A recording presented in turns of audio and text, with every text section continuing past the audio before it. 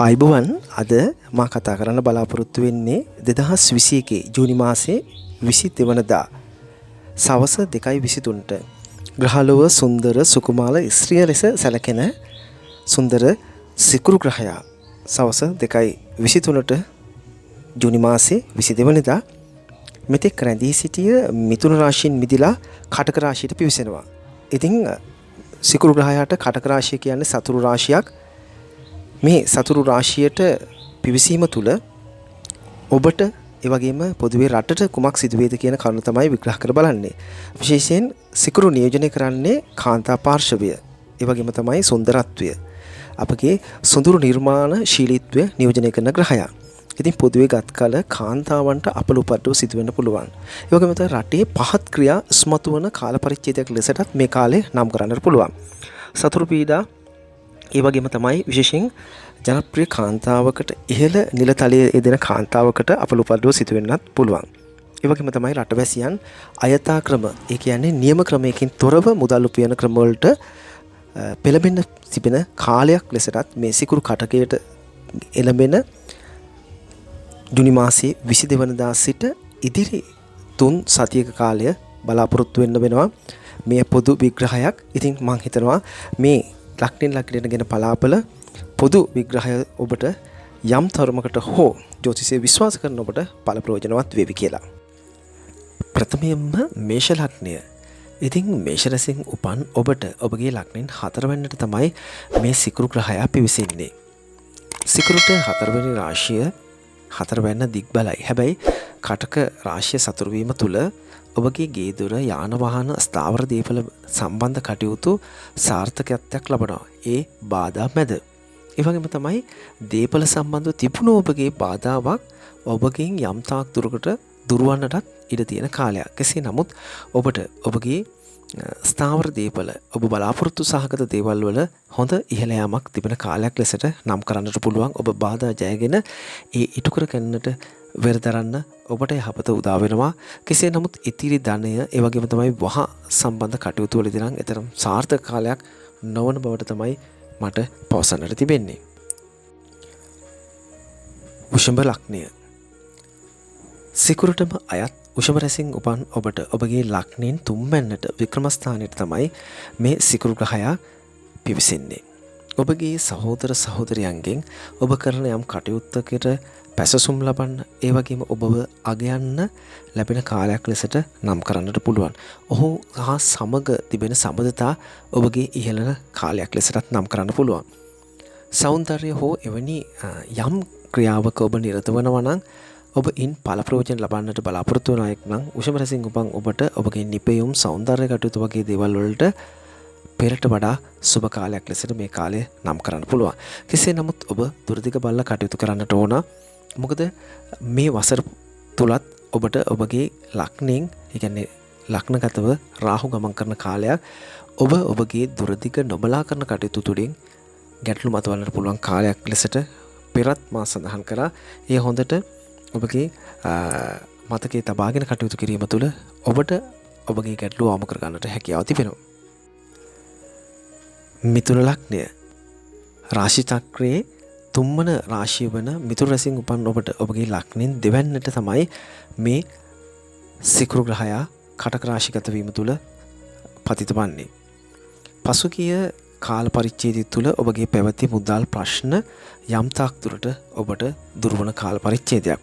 ඒ වගේම තමයි විවාහ කටයුතු ගැටලු බාධා මැද උවත් ඔබගේ ඉටුවන නැත්නම් ඔබගේ බලාපොරොත්තු සහගතව සිටි විවාහ ජීවිතයේ ඔබගේ ප්‍රේම සම්බන්ධතා හා සම්බන්ධ කටයුතු වලට යම් සහනයක් ඔබට පිළිතුරක් ලැබෙන කාලයක්. ඒ වගේ තමයි ඔබට નિરાයාසයෙන් මුදල් ලැබෙන බවකුත් පෙනෙන නිසා ඒ සම්බන්ධ කටයුතු වලදී සැලකිලිමත් වෙලා කටයුතු කරන්න. විදිස් සම්බන්ධතා මතුවන්නට පුළුවන්. ඒත් මේ පවතින කාල පරිච්ඡේදය තුළ එය ඊතරම්ම ස්ථාවර තත්ත්වයක නොපතින බව මතක තබාගෙන කටයුතු කරන්න. කටක ලග්නය. රාශි චක්‍රයේ 4 වන රාශිය වන කටක රැසින් උපන් ඔබගේ ලග්නෙට තමයි මේ සිකුරු ග්‍රහයා පතිත වන්නේ. රාහු ග්‍රහයා 11 වෙනි තුල ගමන් කරන කාල පරිච්ඡේදයක් ලෙසටත් නම් කරන්නට පුළුවන්. පැවති ධනය ඒ වගේම තමයි ආහාර ප්‍රශ්න, ඔබගේ ආර්ථිකයට සම්බන්ධ ගැටලු කීපයක් ඔබටත් විසඳෙන කාල පරිච්ඡේදයක්. කෙසේ නමුත් මොන බාධක ප්‍රශ්න මැද්දේ වුවත් ඔබ යම් සැහැල්ලුවෙන් එසේ නැතිනම් විනෝදකාමීව කටයුතු කරන්නට වෙහෙසෙන කාලයක්. ඒ කියන්නේ ඔබට එම් ප්‍රතිඵල නෙලා ගන්නට පුළුවන් කාලයක් ලෙසක් නම් කරන්න පුළුවන්. පැවති මානසික දුබලතාවයක් ඔබගේ දුරුවන කාලයක් ලෙසටත් මේ කාලය නම් කරන්නට පුළුවන්. සිංහ ලග්නය. සිංහ රැසින් උපන් ඔබට ඔබගේ ලග්නයෙන් 12 වෙනිට තමයි සිකුරු ගමන් කරන්නේ. එතරම් සාර්ථකතා ඔබට නොපෙන්නන කාලයක්. සිකුරු 12 වෙනිට එතරම් සුබතා පෙන්වන්නේ නැහැ. සුරාසූදුව අසම්මත ක්‍රියා ඔබ තුලින් ඉස්මතු වන්නට පුළුවන්. දැනටමත් ඔබ එසේ ක්‍රියාවල නිරත වන අයෙකු නම් මතක තබා ගන්න නීතිය ඔබට යම් ගැටලු මතු කරන්නට පුළුවන් හැකියාව තිබෙනවා. ඔබ ඔබගේ වියදම් පාලනය කරගෙන කටයුතු කරන්නත් පුරුදු වන්න. නැතහොත් ඔබට දැඩි වියදම් එසේ නැතිනම් ආර්ථික අපහසුතා මතුවන්නට හැකියාව තිබෙනවා. ඒ වගේම තමයි සහෝදර ප්‍රශ්නයක් වගේ දෙයක් ඔබට මතුවන්නට පුළුවන්. නීති ප්‍රශ්න මතුවන්නට පුළුවන්. ඒ වගේම තමයි ඔබ විදේශ රැකියාවක් සම්බන්ධව යම් බලාපොරොත්තුකින් සිටියනම් ඊට යම් හෝ සහන පිළිතුරක් ලැබෙන්න පුළුවන් කාලයක් ලෙසත් මේ කාලය නම් කරන්නට පුළුවන්. කන්‍යා ලග්නය. බුදට අයත් කන්‍යා රැසින් උපන් ඔබට ඔබගේ ලග්නයෙන් 11 වෙනිට දෙයක් වැඩි කර දෙන ලැබෙන ආදායම් තත්ත්වය පෙන්වන රාශියට තමයි සිකුරු පිවිසෙන්නේ. ඉතින් ඔබගේ ආදායම් යම් ඉහළ යෑමක් සිදු වෙනවා. පසුගිය කාල පරිච්ඡේදයන් තුළ ඔබ යම් දුබලතාවයක පැවති වෙනනම් ඒ පැවති දුබලතාවලට සාපේක්ෂව හොඳ යමක් ඔබට ලැබෙන කාලයක් ලෙසට නම් කරන්නට පුළුවන්. ඒ වගේම තමයි ඔබ මහජන ප්‍රසාදය දිනා ගණන එහෙම නැතිනම් නීතිමය ශාස්ත්‍රීයක එසෙත් නැතිනම් දේශපාලන කටයුත්තක නියැලෙන නම් ඔබට මහජන ප්‍රසාදය දිනාගත හැකි කරුණු උදාවන්නට මේ කාල පරිච්ඡේදය නියමිතව තිබෙනවා. ඒ වගේම තමයි ලේඛන කටයුතු වගේ දේක නියලිත වන ලේඛිකයෝ නම් නිර්මාණශීලී පුද්ගලයන් නම් ඔබටත් මේ කාල පරිච්ඡේදය ඉතාමත්ම යහපත් කාල පරිච්ඡේදයක් ලෙසට නම් කරන්න පුළුවන්. කෙසේ නමුත් මේ වසරත් මේ කාල පරිච්ඡේදයත් ඔබගේ දුවදරුවන්ට එතරම් සුබදායක වන්නේ. ඔවුන්ට විපත් කරදර මතුවන්නට පුළුවන්. තුලා ලග්නය.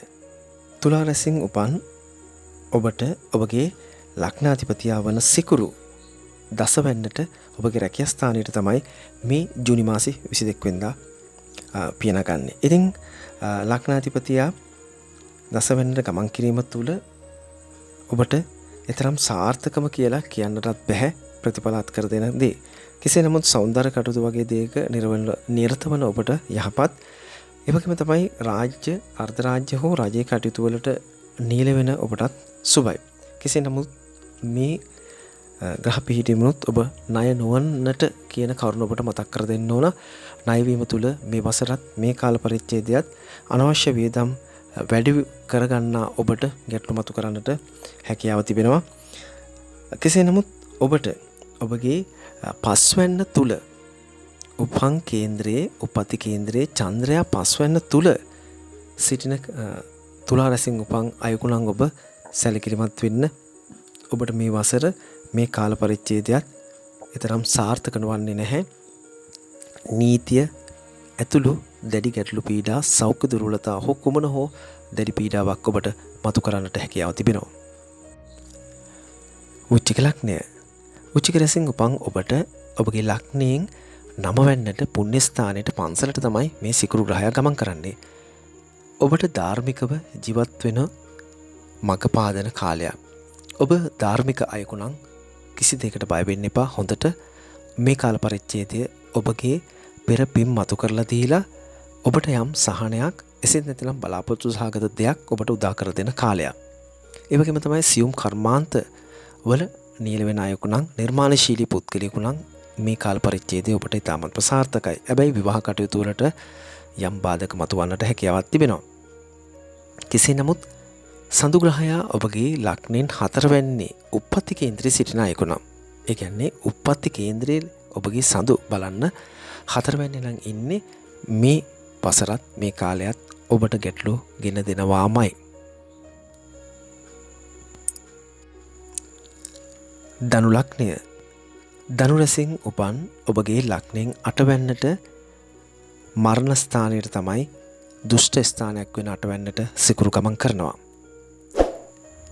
අධික ලෙස ධනය ඔබගෙන් වියදම් වන්නට පුළුවන්. ඔබ නිරපරාධී ධනය වියදම් කරන්නට පුළුවන්. ඒ පිළිබඳව සිතන්න. ඒ වගේම තමයි ඔබගේ සහකරුට සහකාරියට බිරිඳට සැමියාට අපල උපද්‍රව සිතවන්න පුළුවන්. ඔහු පිළිබඳව ඇය පිළිබඳව වෙනදාට වඩා ඔබ සැලකිල්ලක් දක්වලා කටයුතු කරන්න. ඒ වගේම තමයි විවාහ වන්නට බලාපොරොත්තු වෙන ඒ හා සම්බන්ධ කටයුත්තක ඔබ බලාපොරොත්තු සහගතව සිටියා නම් ඔබට එතරම් සුබදායක ප්‍රතිඵල මේ කාල පරිච්ඡේදය තුල ලැබෙන්නේ නැහැ.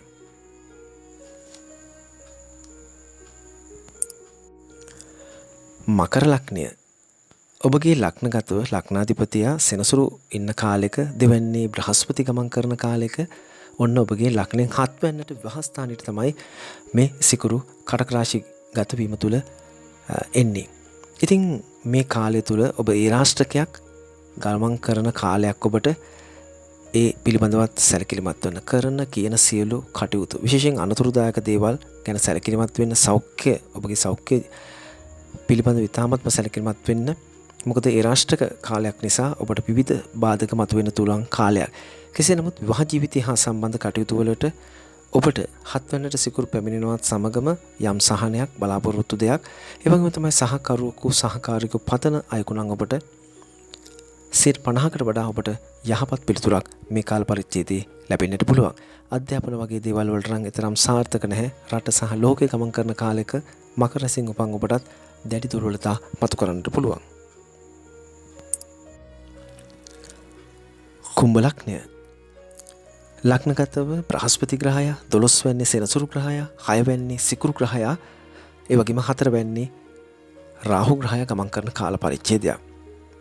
ඇසුරු කරන අය නිසා ඔබ යම් පීඩාවකට දුකකට ගැටලුවකට මතුවන්නට පුළුවන්. ඔබ ඇසුරු කරන අය පිළිබඳ ඉතාම සැලකිලිමත් වෙන්න මේ සිකුරුගේ පිවිසීමත් සමගම ඔබටත් ඒ රාෂ්ට්‍රක කාලයක් ගත කරන කාලයක් මේ වසර ඉදිරි වසරත් මැදක් වෙනකන් සැලකිලිමත් වෙන්න සියලු කටයුතු වලදී ඔබ බලාපොරොත්තු නොවූ ප්‍රශ්න ඔබට මතුවන්නට පුළුවන්. ඒ වගේම තමයි සෞඛ්‍ය සම්බන්ධව කතා කිරීමේදී ආහාරයෙන් වගේ දේවල් ඔබ ආහාරයෙන් ප්‍රේසම් වෙන්න අපට යම් ගැටලුවක් මතුවන්නට පුළුවන්. ඒ වගේම තමයි ඔබ යම් සැපියුම් අංශයක නිර්ණායක නම් රැකියාව සම්බන්ධ කටයුතු වලදී යහපත් කාලයක් දේශපාලන සම්බන්ධ කටයුතු වලදී පීඩා ගැටලු නීතිමය ප්‍රශ්න මතුවන්නට ඔබට හැකියාව තිබෙනවා කුම්භ රැසින් උපන් ඔබට. මීන ලග්නය මීන රැසින් උපන් ඔබට ඔබගේ ලග්නෙන් පස්වැන්නට ආදරය ආලය අධ්‍යාපනය කියවන ස්ථානයට තමයි මේ සිකුරු ග්‍රහය ගමන් කරලා තිබෙන්නේ.